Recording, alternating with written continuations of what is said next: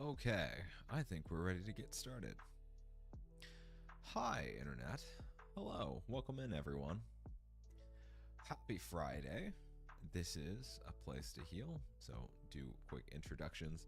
This is a place to heal. We talk about mental health topics and also about relationships, that sort of thing. I'm your host. I am a mental health coach and relationship coach.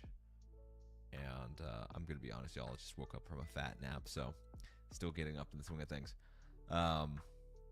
So yes, I am a relationship and mental health coach. I help people conquer codependency, save their relationships, and find lasting, secure love. So I've had 5 years of experience working in the field of mental health, actually in the process of getting ready to go back to grad school in the fall.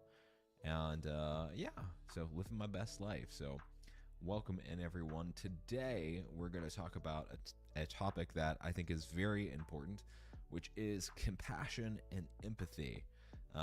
What are they? How are they different? And how can we all learn to be more compassionate, empathetic people? I would describe myself as a pretty compassionate guy by nature. I've come from a lot of crappy, unfortunate circumstances early in life, and so I think I have an intense amount of empathy, sometimes to the point of being codependent, which we can talk about a little bit of that in the context of compassion and empathy and how we can go too far into codependency. We can talk about that later tonight, but fashion myself a pretty compassionate guy as a result of the circumstances that I have personally had to overcome in my life. And but yeah, so sometimes that can be difficult, and even in myself I find times where it can be hard for me, especially now that I am more healed, to be as forgiving and understanding and compassionate of people who are less healed sometimes. And I think keeping that spirit of compassion inside of myself is something that's very important, even as I learn more and more in life to set healthy and firm boundaries with people, to take less shit, but also to still do so in a loving, respectful way. I think riding the balance, often in life we have, or often people fall into two camps, and I see this all the time. Either they're compassionate to a fault to the point of being codependent, which is, to put it briefly, is being intensely self-sacrificing to the point where I'm sacrificing my own needs and boundaries in order to take care of you, right? That's codependency. A lot of times that comes from self-worth issues. And so you're kind of extremely compassionate to the point of being codependent. On the other side of the scale, there are often people that are just intensely discompassionate human beings, right? Just have an utter lack of empathy. There are a lot of words for these people. We can call them emotionally immature.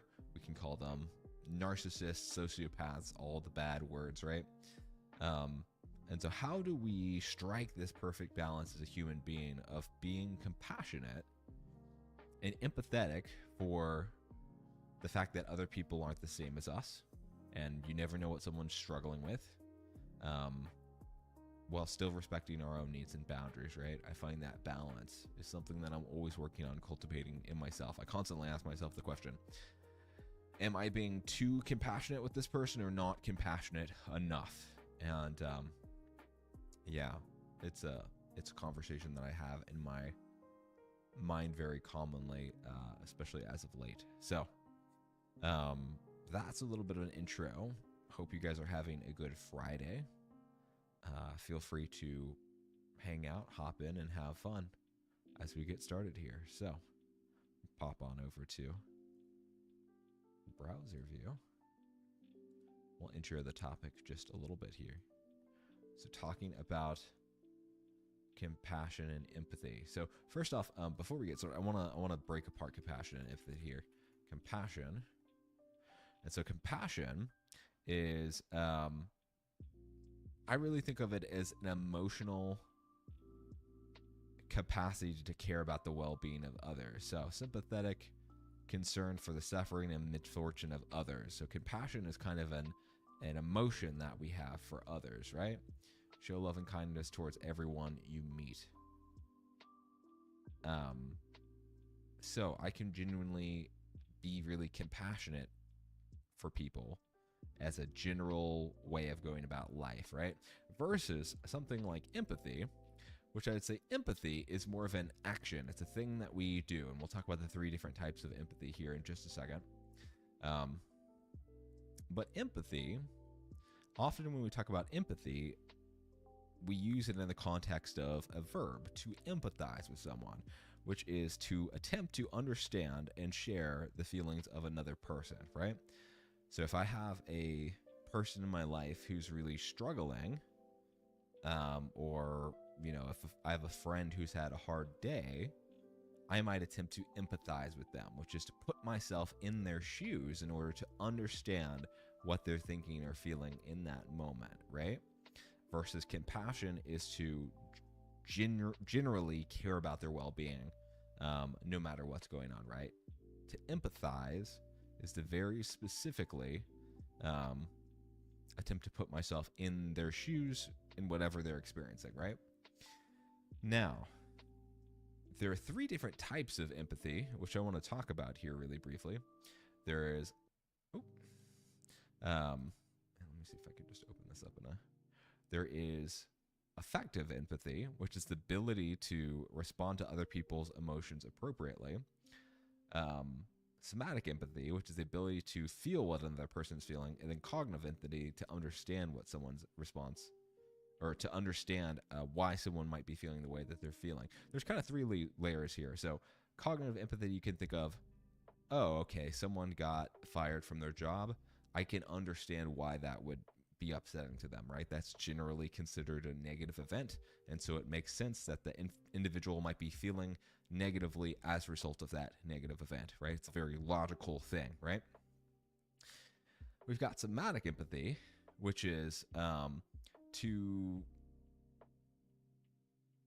and sometimes the crossover between these two is a little bit different, but somatic empathy is the ability to feel inside of myself. If someone tells me, hey, I'm feeling really sad right now because I lost my job, can you go into their shoes and also experience those same emotions, right? So if you're having a fight with a family member, a loved one, partner, and they're saying, hey, I'm feeling really scared right now, can you, when they say that, and you can kind of observe that on them, does that spark inside of you those same feelings, right? Or this sense of sadness, or, you know, that's brought about by how they're feeling. That's kind of a way that you can tell if you're a compassionate individual, is if being around people that are sad or angry or whatever often tends to be kind of infectious towards you, and you tend to end up feeling the same way. Often you're very good at somatic empathy, right? And the last one is affective empathy, which is to actually be able to respond to another person's emotions appropriately. And often we think of this as what's called emotional intelligence, right? It's, so, you know, this person got fired from their job. They're feeling negative. I've been fired from a job before. And so that's going to make me feel negative because I remember how that feels. Then you go inside of yourself. The effective empathy piece is I go inside myself and I say, man, when I got fired from my job, what did I really need from the people around me to feel better in those moments? Man, I really just needed a hug. I really just needed someone to tell me that they were going to be there for me. I really just needed them to tell me that they think that I'm an awesome person regardless of what happens. That's effective empathy, right? That's the verb piece, right? Cognitive empathy is kind of the thinking piece. Somatic empathy is, can you feel how they might be feeling? And effective empathy is, can I actually do the action of trying to make this person feel better, given that I understand what they're going through, right? So those are the 3 pieces of empathy. Funny story. Been looking a lot into narcissism lately. We won't get into why, my own personal life, but narcissists are very excellent at what's called cognitive empathy. They can, and often kind of manipulative people in general are very good at cognitive empathy, but they really struggle with somatic and affective empathy. So if you've ever had someone in your life that's like, man, I know they can understand what's going on with me, but they're just really freaking shitty at being a supportive person in my life. It's probably because they really struggle in these two domains. They might understand the cognitive empathy, but they might really struggle with somatic and affective empathy. So that's a little bit of a definition of compassion and the three different types of empathy. Let's go ahead and dive in and watch a couple of videos about compassion and empathy, and we'll continue to talk about it. So once again, welcome in everyone. Before we get started, this is a place to heal. If you're not currently a member of the Discord and you happen to stop in and you're watching the replay, feel free to hop in. Oops, I'm struggling, y'all. Feel free to hop in and join the official A Place to Heal Discord. We talk about all things mental health. Any resources that I discuss, book recommendations, cool little infographics that I create during the course of stream, I keep them inside of the resources section of the Discord. So if you're interested in any of that stuff, feel free to hop in and join the Discord. We also just talk about mental health stuff, music, video games, all things nerdy.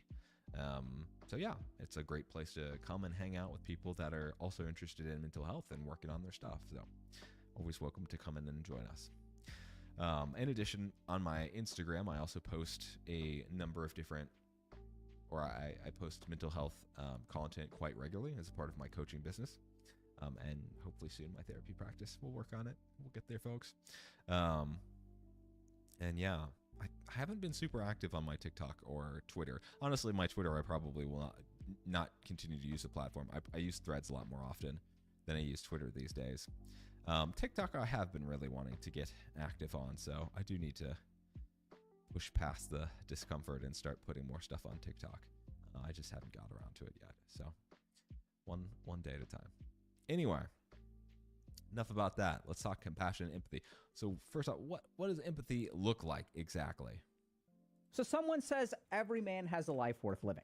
So one of the things that we try very hard as therapists is to do something called empathize. What does that mean? That means that when someone walks into your office and they say, "This is my life," we do our best to meet them where they're at. We do our best to understand as therapists, and maybe this is wrong, but this is, I think, is fair, that this person has lived their life every single day. And I have not lived their life every single day. And that the experiences of my life don't necessarily translate over to them. So if someone says every person's life has value, I agree. But the reason that I agree is because of my life.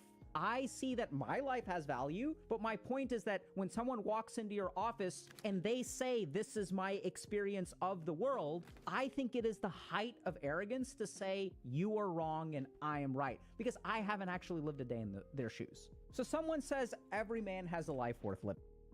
Yeah, I love that. I love that meeting people where they're at piece that he mentioned there. I think that is empathy in a nutshell. I really do. And so sometimes it can be hard, though, like the point of what he's saying. I mean, even me as a guy who's professionally seen, or well, I guess I should say as a student therapist in grad school, has seen therapy clients. You know, I've sat down and done therapy with clients in the course of grad school. I didn't complete my degree, so any advice discussed here is not licensed mental health advice. I'm not a licensed professional yet. We're working on it. I am a mental health coach, though, so feel free to hit me up if you'd like to work with me in that capacity. And so even though I've done this kind of thing for quite some time, and certainly I've worked in psych hospitals and worked in case management, so I've got a long resume of working with people in all walks of life, often in their worst moments. Sometimes it's still really difficult to put myself in people's shoes if I'm dealing with someone who just comes from a lot of trauma. oftentimes when someone's really outside the scope of normal behavior, it can be really, really hard to show up and empathize. And I think he brings up a good point here of being able to sit with the person where they're at is the heart of empathy.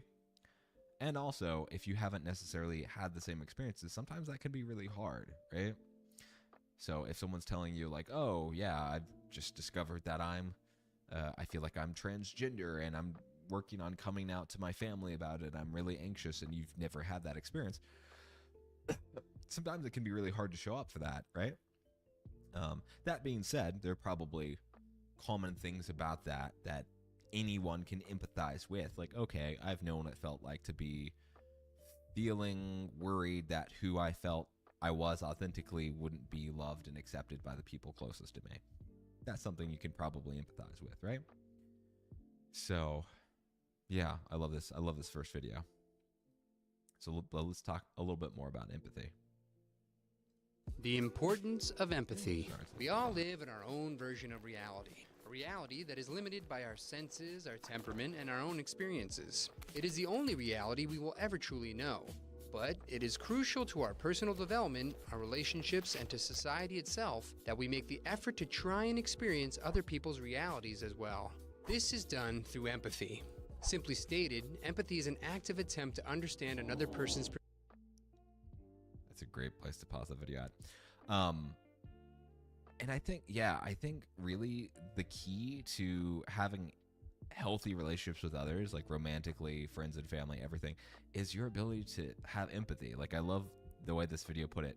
You've lived your life having your own experiences, and other people have had other experiences, and that's going to be different, and that's okay. You know, you're never going to find someone in your life that's had exactly the same experiences as you. It's just the reality of being a human being that's different than other human beings, right?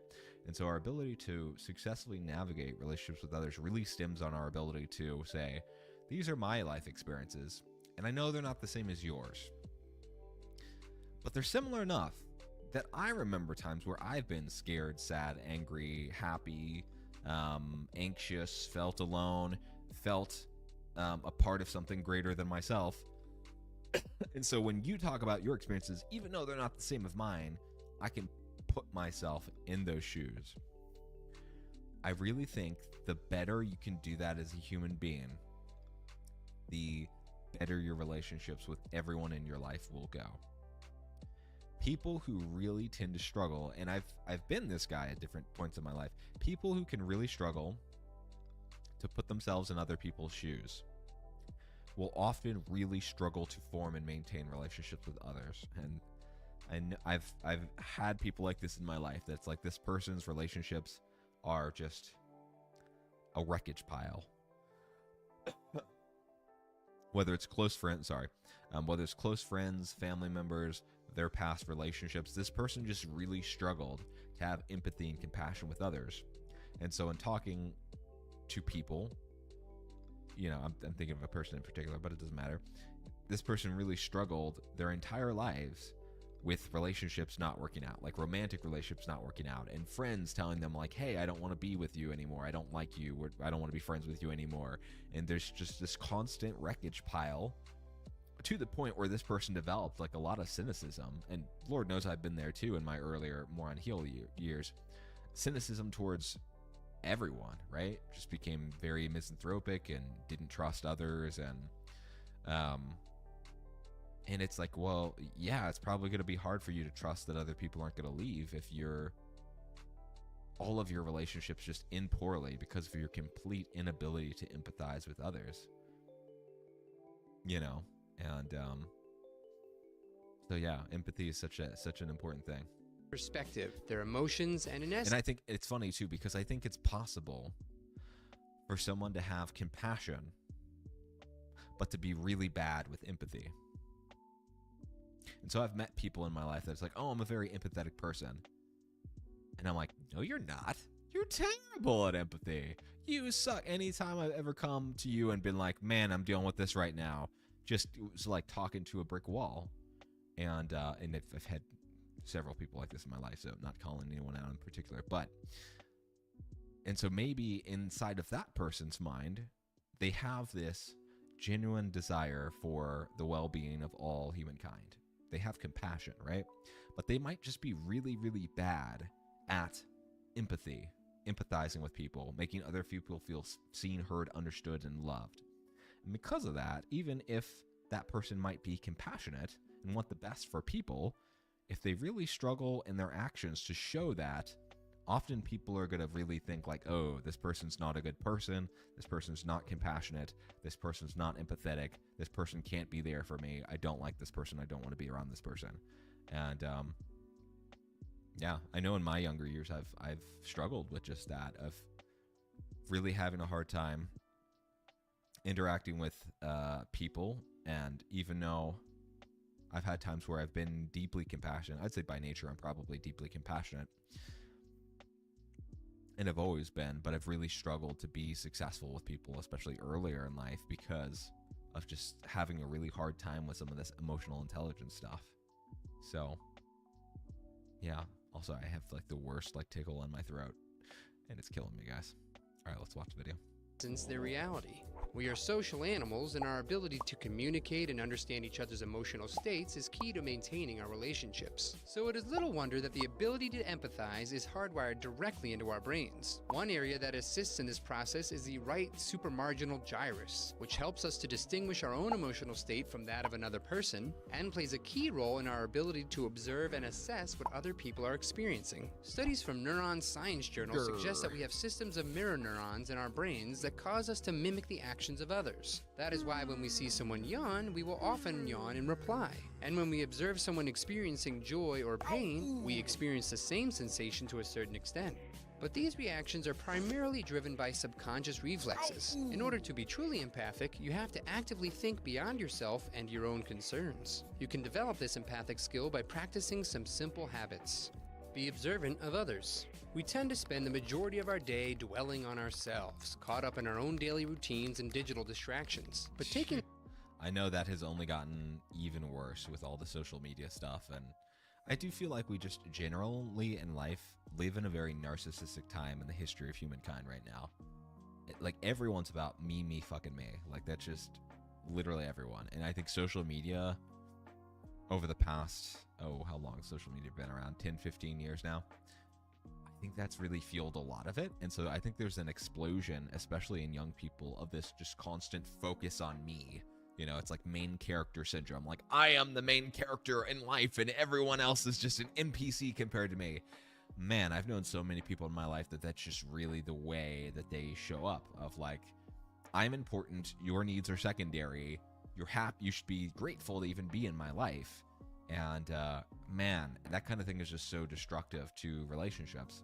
And I think because we live in a world right now where it's very easy to put yourself in a little bubble and sit at home all day and post your photos or your videos or whatever on Instagram and see all the likes and be like, oh, I'm important, and you know, I'm important, and look at all these people that like me, and then actually have to go out in the real world and interact with people, and then that just go utterly horrible because you're kind of just a self-absorbed jerk. And I think, yeah, a lot of people are really at a loss these days of like, I don't understand why my Instagram followers is this and my TikTok is doing this, and yet my actual life is so devoid of real human connection because I just utterly fail at showing up in a real, genuine way and connecting with other people, right? Because your amount of followers on TikTok or whatever does not mean shit about how many people that genuinely care about you there are in your life, right? I think, especially when we're young, we like to think that those two things are related. They're really not, unfortunately. I can be absolutely social media famous, an influencer, movie star, whatever, and feel utterly alone and isolated, right? So I don't know. I think a lot of social media culture and online culture has really done such a huge disservice to humanity, but that's a whole nother episode. The time to observe others around you is a good first step in developing your empathy. Watch and wonder. Try to focus on the person's state of being rather than categorizing or labeling them. Ask yourself, what kind of day are they having? How are they feeling? Challenge yourself to genuinely care about their well-being. Curiosity about others is the first step to expanding your empathy. Use active listening. During a conversation, especially a heated one, most people formulate their response before the other person even finishes their statement. This form of communication is more verbal combat than an exchange of ideas or opinions. Avoid this reflex by slowing down. Definitely Rather done that than rushing before. to reply, take a moment to consider the other person's statement. Ask follow-up questions to better understand what the speaker intended. Try to understand their emotional state and the deeper motivations behind their statement. What life experiences led them to their current worldview? Remember, you don't need to share someone's opinion in order to understand it and acknowledge it. And listening will help inform and expand your own opinion. Open up. Learn. And I like that. I like the point that the video is making here, because I think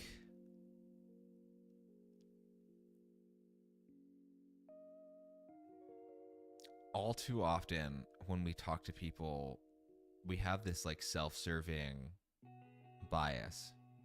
And I think especially when we're in like an argument with someone, we can often want to like win the argument, you know? So if you're in an argument with your girlfriend or boyfriend or your friends, family members, whatever the case may be, often it's so easy for us to like completely forget about empathy.